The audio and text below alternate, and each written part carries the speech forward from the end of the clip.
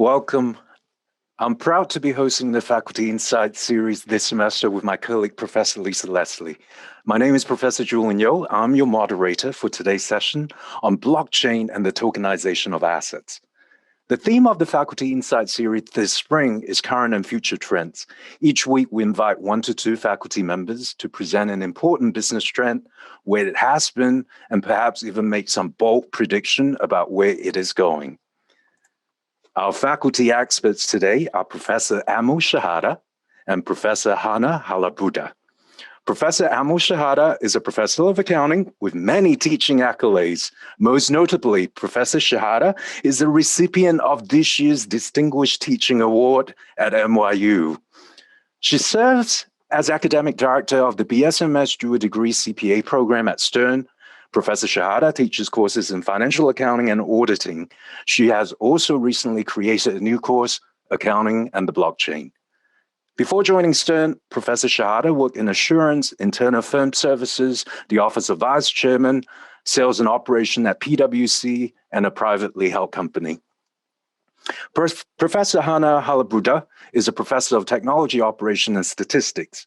In her research, she studies how technology influences network effects and interactions in marketplace and how technology affects business models.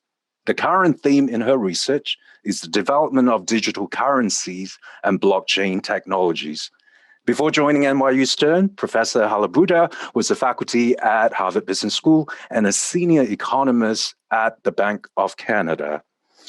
So in terms of format, both professors are going to co-present for about 20 minutes. After that, I will moderate 10 minutes of Q&A from the audience. If you have a question during the presentation, please submit it to me during the presentation as a private chat message. I would select a few questions to ask our faculty experts during the Q&A. We very much look forward to your questions. After the Q&A, our faculty experts will provide some discussion questions, and you have a chance to talk about them and socialize with your peers in breakout sessions. I will say more about the breakout structure when we get to that point of the session. Without further ado, I will turn things over to Professor Shehata and Professor Halaburda. We are delighted to have you here and excited about your presentation on blockchain and the tokenization of assets. How will our lives change? Thank you, Professor Yeo, for that warm welcome. I know I speak on behalf of Professor Halaburda and myself when I say we are delighted to join everyone. This is very exciting. I see lots of familiar faces, so thank you for coming. And let's get started on this very current topic. Blockchain is in the news, my friend. Let's just take a look at some headlines. U.S. government spending expected to increase 1,000%. And these types of spending predictions are everywhere around the world. PayPal allows Bitcoin and crypto spending. Here we see this CEO is predicting that blockchain apparently is the panacea that's going to solve all of our problems. It's going to correct everything that coronavirus caused. Tesla. We recently saw that Tesla invested in over $1.5 billion in Bitcoin, and they're allowing customers to make payments for vehicles using Bitcoin. So what these headlines illustrate is the proliferation of blockchain technology and how it's really becoming more mainstream. And that's what we want to explore today in the time that we have with all of you. But before we get too excited, I'm going to let you just enjoy reading this for a second.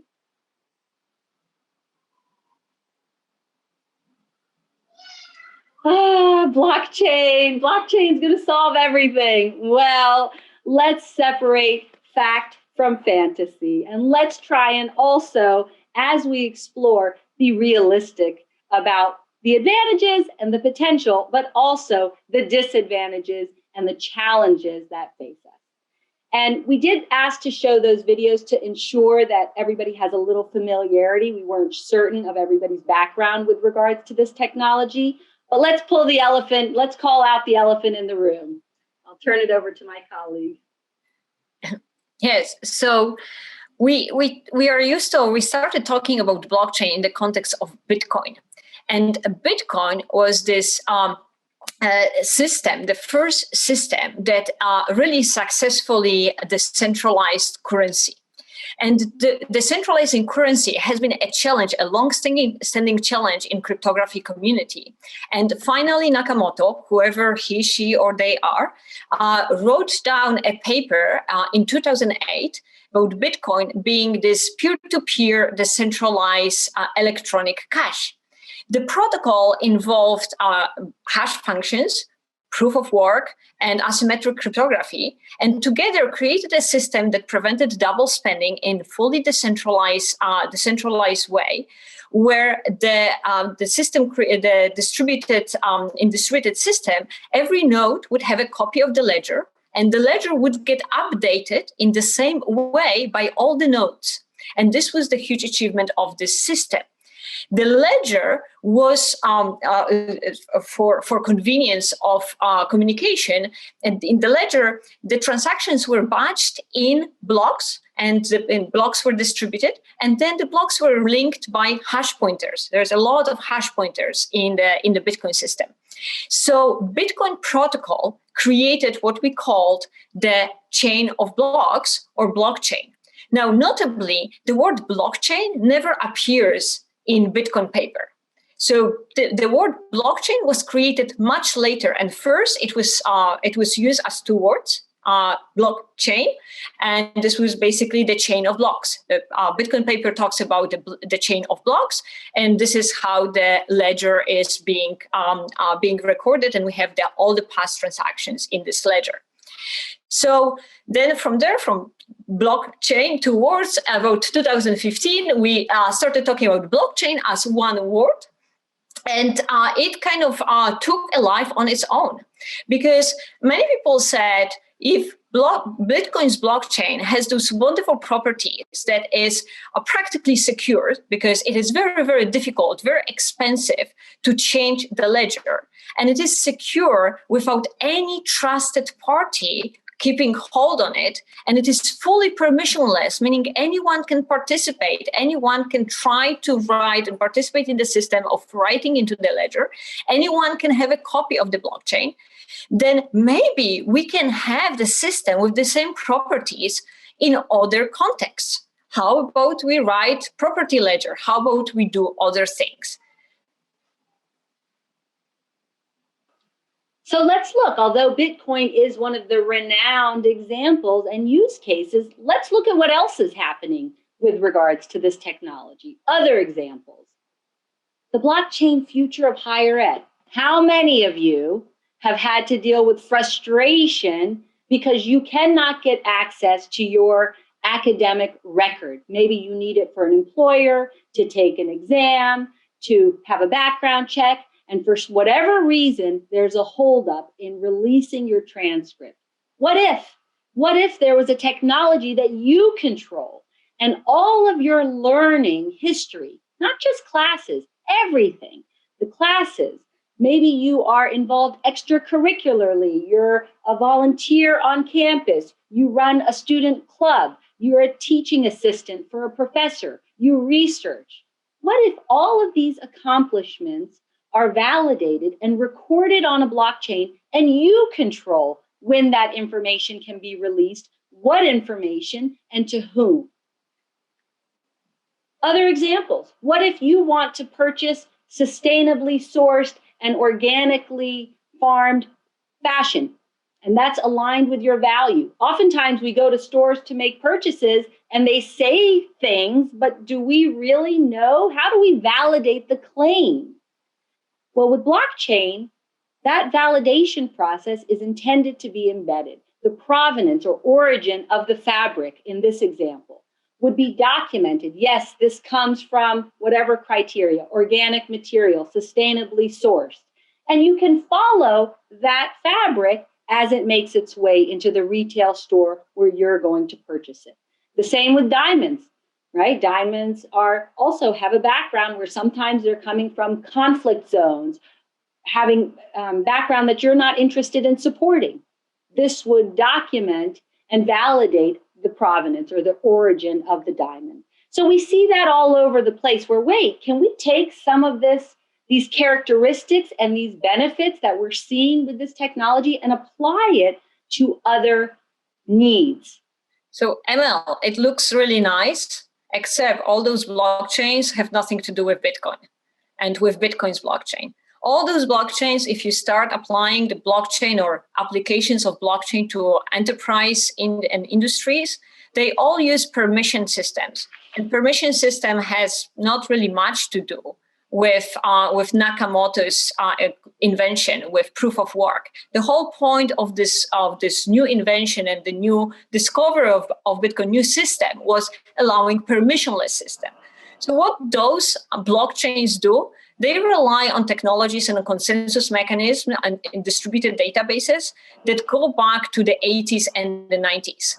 And they aren't really anything new, but they do use, they take advantage of the hype around blockchain and the fact that companies are much more aware of this, of systems that may allow for coordination between multiple companies.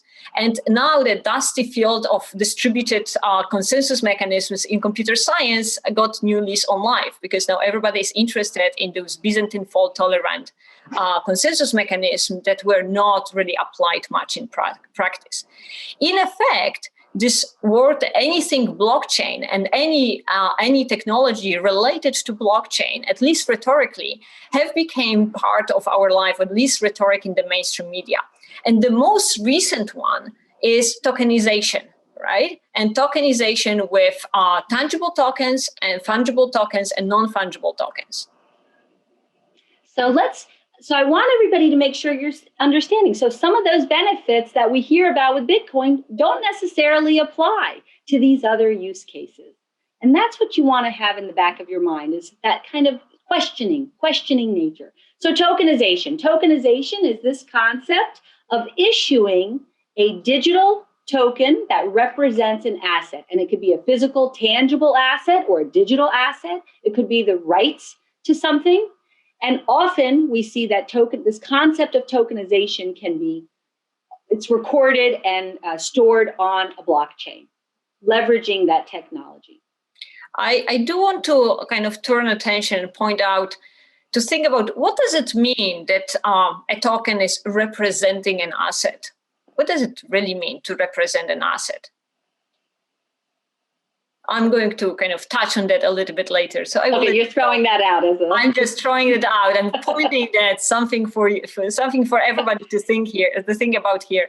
And I am going to get to it with NFTs.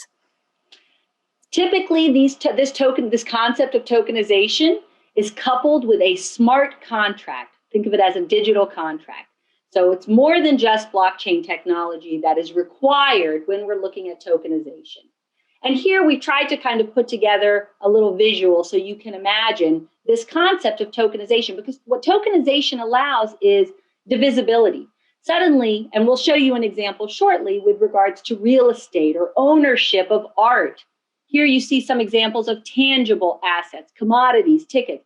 Fiat currencies is that last bullet point. And fiat currencies are currencies of governments.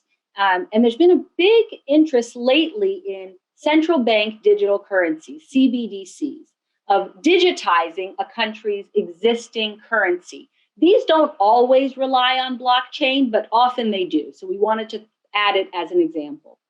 Here you'll see some examples of access rights that could be tokenized. And then finally, we created this sort of hybrid of the Bitcoin and the Ether and stable coins that we're seeing now.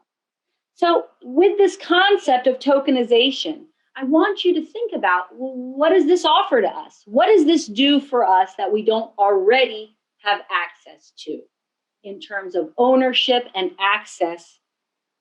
And I'd like to show you an example of tokenization. So let me show you an example of how this would work. And I'm going to mute myself. If everybody could just kind of give me a wave that you can hear, that would be great.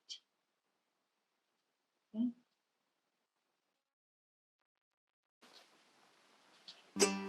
Meridio is a blockchain-based platform for fractional ownership of real estate. Here's how it works. Mike owns an office building worth $20 million. It generates good cash flow for him and his investors. but he wants to liquidate a portion of his equity to fund another development. Sarah wants to invest in real estate, but only wants to invest $1,000. Traditionally, $1,000 wouldn't allow Sarah to invest in individual properties, meaning Mike can't help Sarah and Sarah can't help Mike. Until Meridio. Using Meridio, Mike can divide his office property into tokens or digital shares that represent equity or debt in the underlying asset. Mike can then sell those tokens to a wider capital pool of both institutional and individual investors. Meanwhile, Sarah now has the ability to make real estate investments at a fraction of the cost previously required. Mike keeps the property financials up to date on Meridio and manages any payouts from rental income using a smart contract that automatically distributes earnings to token holders like Sarah. Since Meridio operates on the Ethereum blockchain, it's easy for property owners like Mike to manage the portfolio and track current investors, prices, and trades, issue dividends to a large number of investors, seamlessly recapitalize assets. If Sarah wants to sell her shares in the property, she doesn't have to deal with contracts, lawyers, or even Mike. She simply sells her tokens on the open market, and the smart contract is updated accordingly. Investors of all sizes, from Sarah to institutional asset managers, now have unparalleled liquidity in real estate investments, exposure to individual asset deals, visibility into the underlying asset's performance and details. Thanks to Meridio, the real estate market is now more liquid, efficient, and accessible, which helps both Mike and Sarah. Welcome to the future of real estate.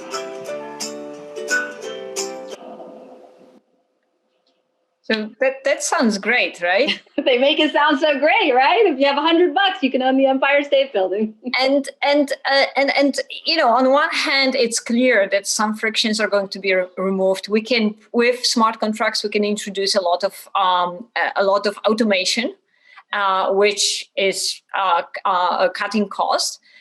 With tokens that are divisible, so fungible tokens, it is easy to chunk the investment into smaller pieces.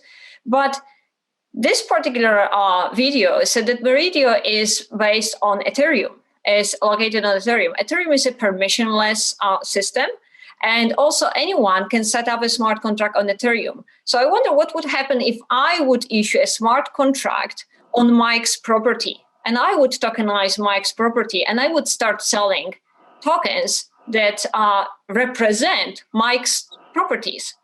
So this is where I want you to think about what does it mean that they represent, and who is assuring this representation? Because if we need to go and go back to trusted parties to assure this representation, if we need to create trusted agency to assure that no unauthorized person is claiming ownership of Empire State Building, then we kind of just automating the systems that we already have. Yeah, so that's the piece of this. Are we really benefiting from those characteristics that Bitcoin is benefiting from? Well, in this example, it sounds like we're not going to be comfortable unless we know that this person actually has ownership.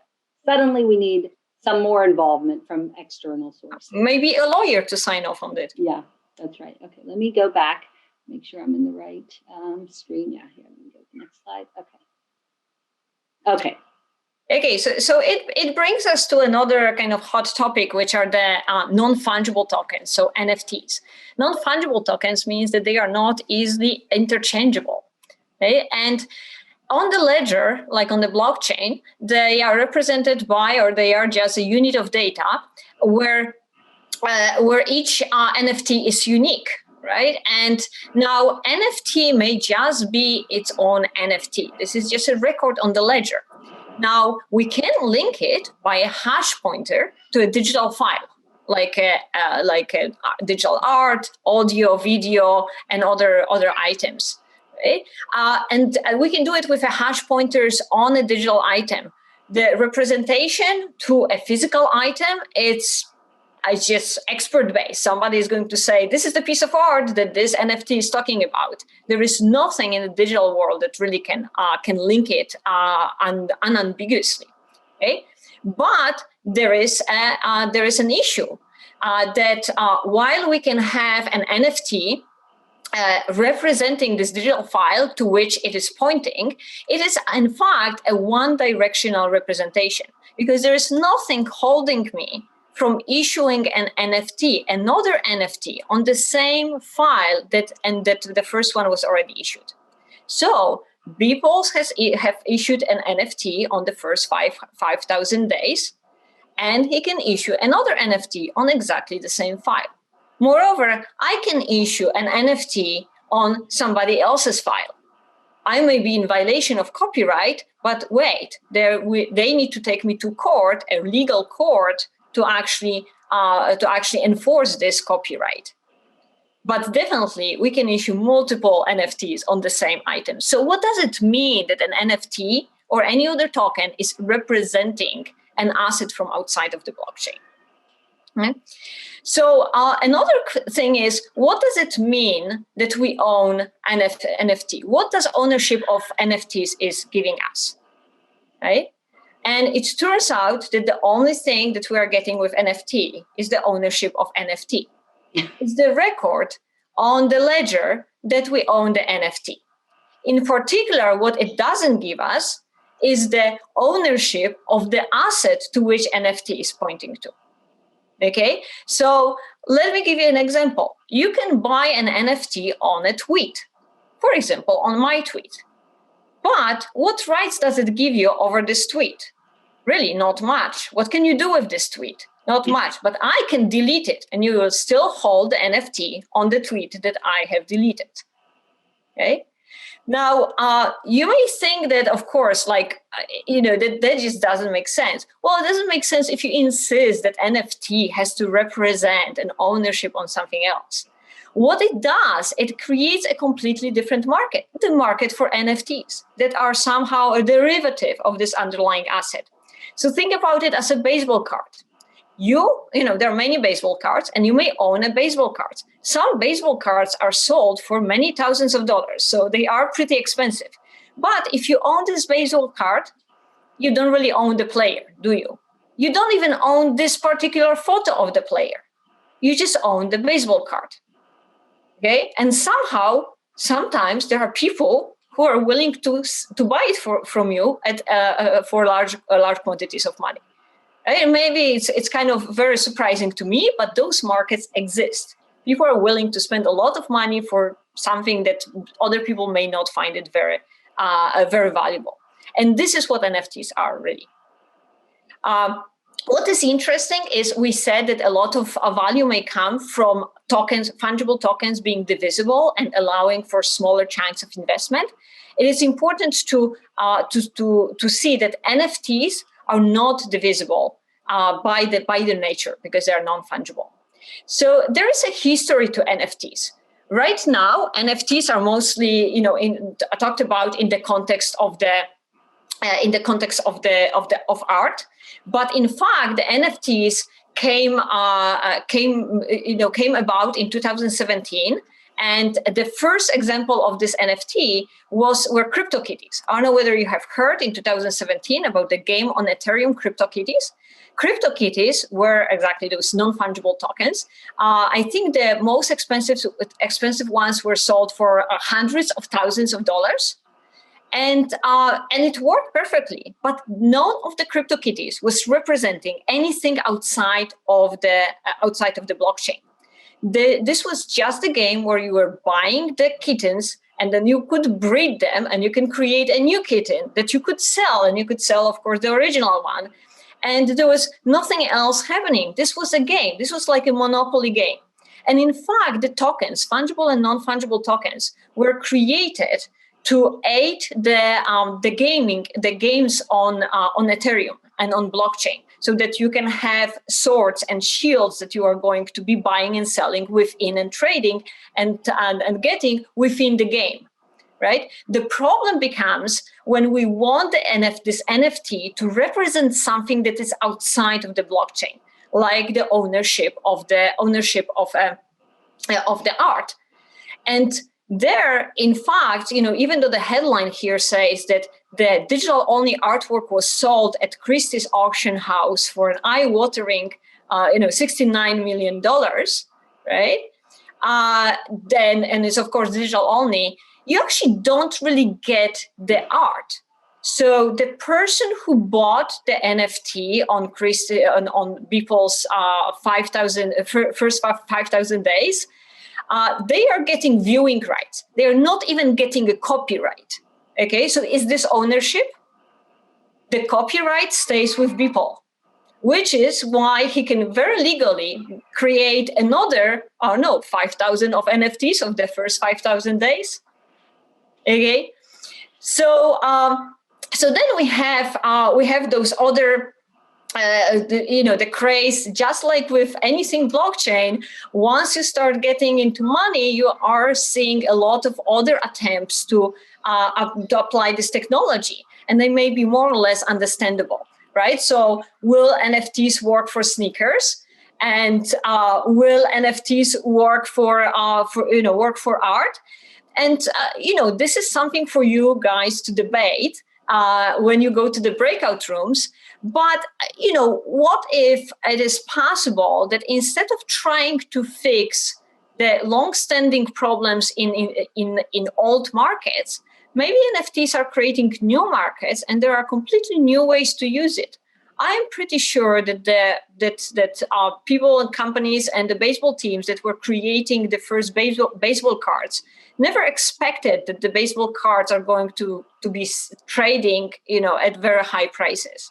Now, something that is interesting about NFTs, because they are on blockchain and because there is this constant digital record of them, the way you can set up the smart contract that is governing the NFTs is that you are going to, as a contract creator, you may get a cut of every future transaction. So if your NFT becomes popular for whatever reason, even if it doesn't represent the ownership of the art, if it becomes popular, you may get the constant stream of royalties from future sales. Now, something also to point out is people say that the artist may get, the future royalties for the future sales. Well, let me distinguish here. There's a contract creator and there is an artist. And very often, the person who goes and creates the art in the blockchain, the contract on the blockchain, is not exactly the same person that is the artist, because sometimes they don't actually know how to, or maybe it's difficult, or they delegate it. So there is also room for abuse here, and trusted third parties that are going to be doing it on behalf of artists. Okay. Another thing is that, of course, I can issue an NFT before the artists do, and then I am going to get those future royalties. Okay. And if the artist wants to execute the copyrights and sue me for copyright violation, the only way to do it is to go to a regular legal court. The blockchain is not going to help here. Meaning we need that third-party intermediary again to resolve any sort of validation dispute. Interesting. So it sounds like CryptoKitty they had it right. You could actually use that NFT to benefit in the video game. I'm not sure what the winner of the Christie auction will get. Thank you for such a timely and fascinating presentation. We'll now move into the Q&A section of our session.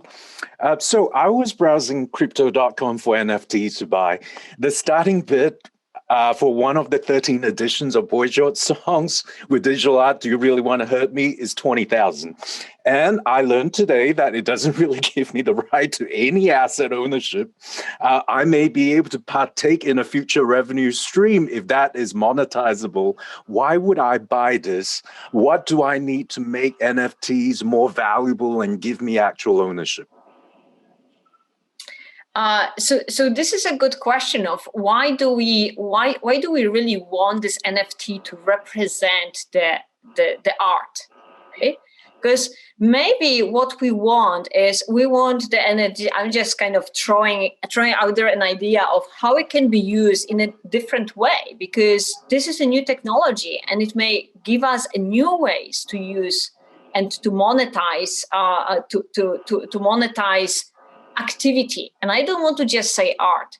So think about a new artist or even a scientist that is issuing NFT on their work. So I actually have an NFT on one of my papers, and there are other economists who have NFTs on their papers. And actually, as a matter of demonstration, one of the economists issued an NFT on a paper of different economists, just to kind of show that it is actually not the creator who is always getting all the rights. So you can imagine that that somebody may be willing to buy those NFTs on the art and creation of new artists, new scientists to support this particular research or this particular art. And then in the future, where the artist is, renowned, or the scientist wins a Nobel Prize, then this NFT is a proof, verifiable proof of early support, which now may sell for a lot of money, right? So this could be a potentially completely different way of using NFTs, and not attempting to fix issues, problems with existing old market for art. But in terms of functionality, Julian, I think everybody's going to be enjoying that song, whether you own the NFT or not. So the only thing, another example is some people pointed out to me is that wealthy people who own art very often don't just enjoy their art at home. They are donating it to museum or displaying it in museum with a plaque with their name next to it. And what does their money give them is this plaque, right? And recognition. So maybe this is what NFT gives you. You can say, I bought an NFT on this particular asset because this is all that you got. Wow. Professor Halaburda, I think you started your research on dating sites. Do you see any parallels or analogies between your prior research and your work that you presented today? Yes, all my work is about how technology is affecting markets and efficiency of the markets and business models.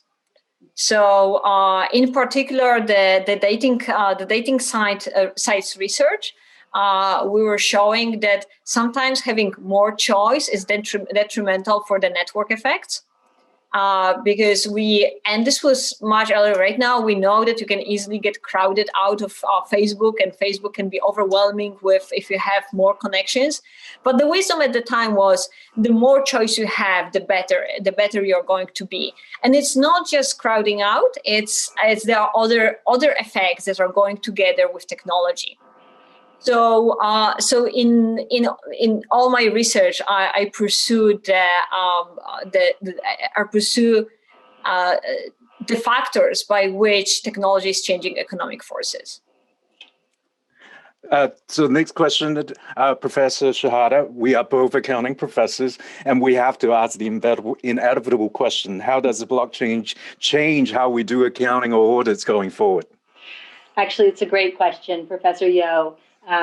Actually, the accounting rules are way behind on where we are as a technology. So the example I provided of Tesla and there's another company called MicroStrategy recently investing in Bitcoin, and they have $1.5 billion of Bitcoin. The way the current accounting rules account for that is to classify it, and this is really, what is it, that phrase, putting a round hole in a square peg or whatever? This is trying to find some method of accounting for something that the accounting rules never could have imagined. But they're accounting for it as an intangible asset, which when you get deeper into the accounting rules means we have the original cost basis that Tesla paid, and the only rule is it can go down if the value declines.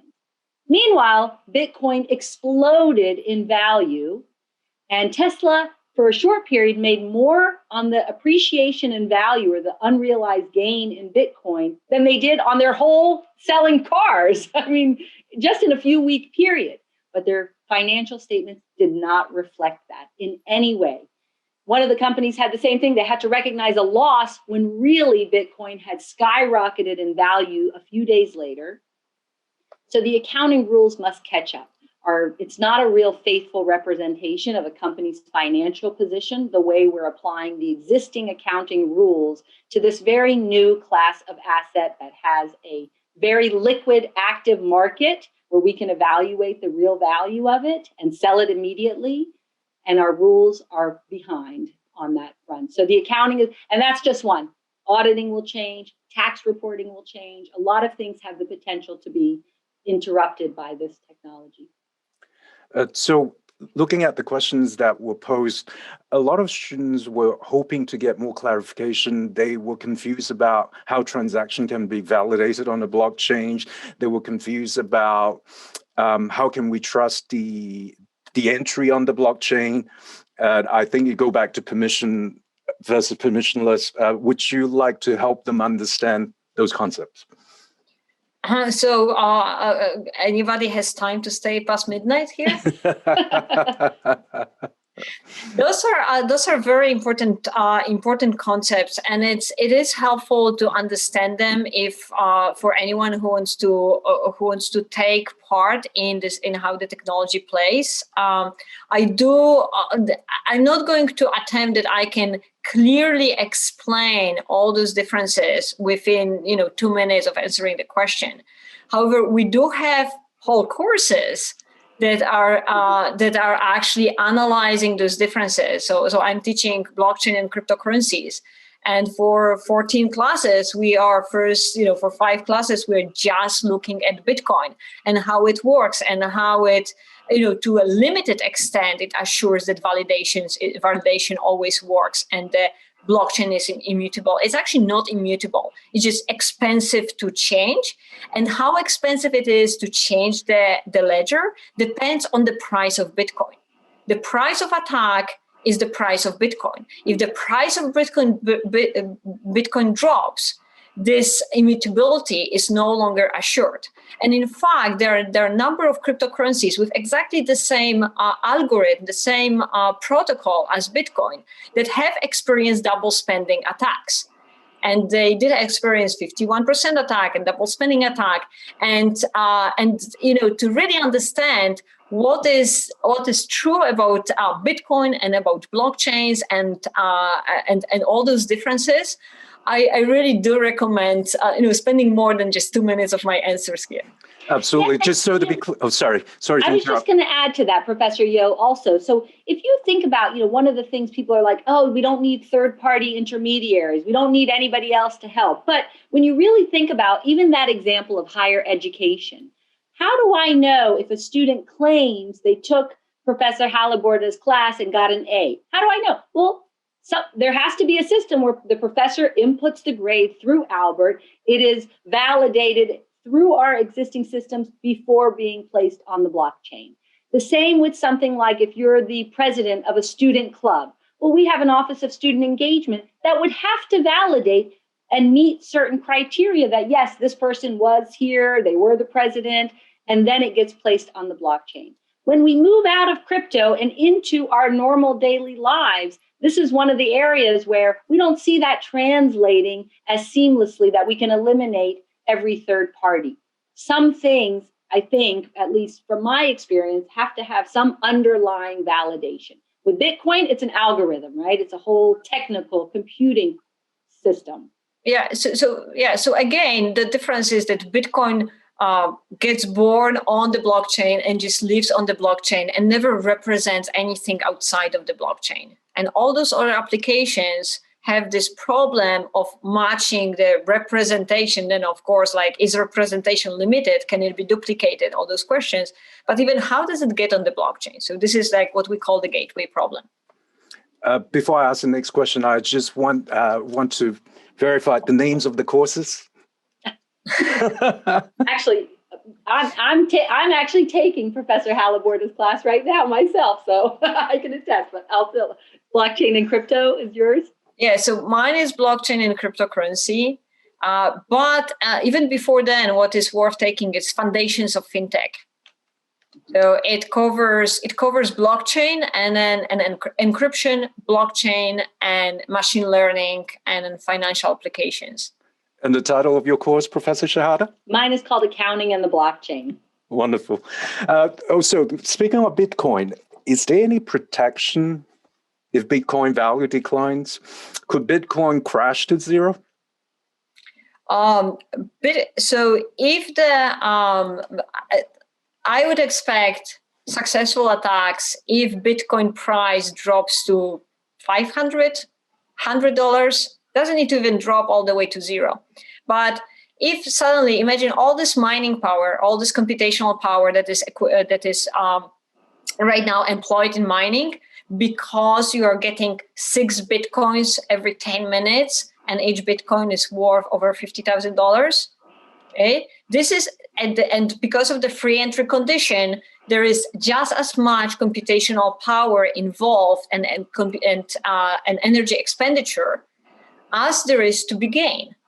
So if the price of Bitcoin drops to 500, 100 and stays there for a couple of weeks, because this is what we need for the difficulty to adjust, then suddenly all this computational power is going to get switched off and offline, because miners will not want to bear this cost to get a now much slimmer blockchain block reward. So that means that suddenly attacking the Bitcoin blockchain will be so much cheaper, because it's going to cost only about 500, 3,000 every 10 minutes of every block.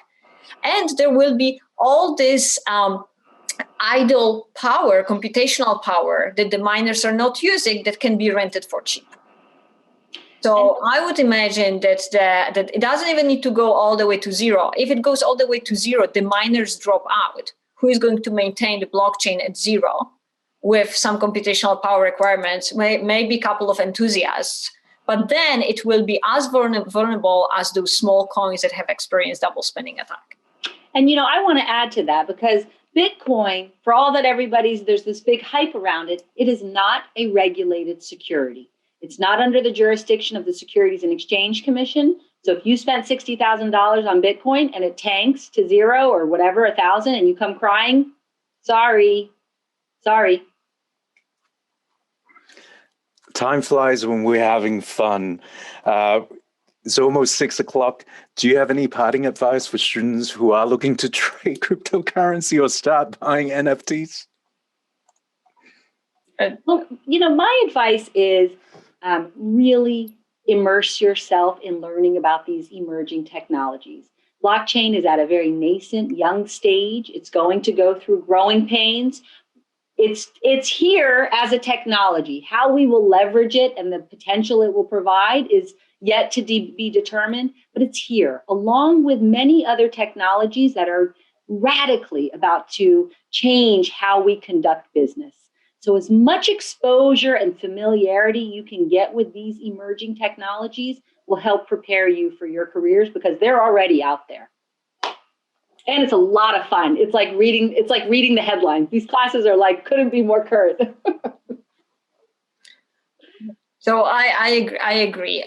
Learning more, or treat it as a trip to a Las Vegas casino. This is how much I'm willing to spend on taking the risk and having fun. And who knows, maybe in the future is going to bring some dividends. But I think that treating it as an investment is a very risky business. And of course, some risky business means it may actually bring a lot of value in the future, but we don't know under what conditions.